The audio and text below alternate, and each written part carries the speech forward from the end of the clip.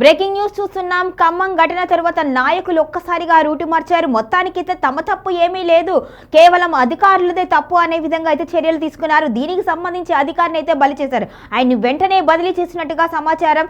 మెట్పల్లికి అధికారిని బదిలీ చేశారు ఆర్డీఓని. ఇక అక్కడ ఉన్న ఆర్డీఓని ఖమ్మంకు బదిలీ చేసినట్టుగా సమాచారం తెలుస్తుంది. మొత్తానికైతే ఖమ్మంలో ఒక్కసారిగా రాజకీయ పరిణామాలు అయితే తారుమారైనట్టుగా తెలుస్తుంది.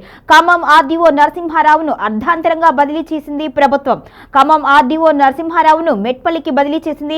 ఇక కూల్చివేతలను అధికారులపై నెట్టి ఆ ప్రయత్నంలో భాగంగానే బదిలీలు చేశారు అనే అనుమానాలు అయితే వ్యక్తమవుతున్నాయి. మెట్పల్లిలో పనిచేస్తున్న ఆర్డీఓ శ్రీనివాసరావుని ఖమ్మం ఆర్డీఓగా బదిలీ చేస్తూ ఉత్తర్వులు జారీ చేసింది ప్రభుత్వం.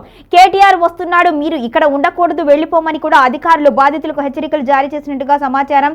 వెనుకబడ్డ కాంగ్రెస్ పార్టీని మేము ముందుకు తీసుకువస్తే మమ్మల్ని వెనక్కు నెట్టారు అంటూ కూడా బాధితులు ఆగ్రహం వ్యక్తం చేస్తున్నారు. మొత్తానికైతే ఖమ్మం ఘటనలో రకరకాల కోణాలు, రకరకాల మలుపులు అయితే వెలుగుతున్నాయి. ఈ ఖమ్మం ఘటనపై అధిష్టానం ఒక్కసారిగా సీరియస్ అవడంతో అధికారులను బదిలీ చేస్తున్నారు. నాయకులు తమను తాము రక్షించుకోవడం కోసం అధికారుల మీద వేటు వేస్తున్నారు. ఈ నేపథ్యంలోనే ఖమ్మం ఆర్డీఓని బదిలీ చేసి మెట్పల్లి ఆర్డీఓని ఖమ్మంకి ట్రాన్స్ఫర్ చేసిన ఘటన కళ్ల ముందు కనపడడంతో పలు అనుమానాలు అయితే వ్యక్తమవుతున్నాయి. మరి అధికారులు ఉత్తగానే ఎటువంటి చర్యలు తీసుకోరు కదా, కేవలం మంత్రుల ఆజ్ఞ ఉంటేనే ఆదేశాల మేరకు అధికారులు ఖచ్చితంగా ఇటువంటి వ్యవహారం అయితే చేస్తారు. దీని వెనుక ఎవరున్నారు అనేది అందరికీ అర్థమవుతుంది అంటూ కూడా నెటిజన్లు కామెంట్ చేస్తున్నారు.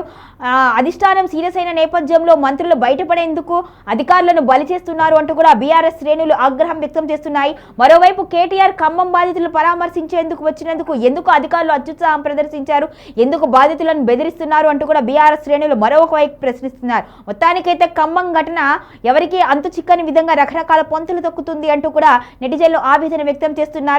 ఈ ఘటనకు సంబంధించిన బాధ్యులపై కఠిన చర్యలు తీసుకోవాలి అని, మంత్రులపై చర్యలు తీసుకోవాలి అని సోషల్ మీడియాలో అయితే డిమాండ్లు పెరిగిపోతున్నాయి.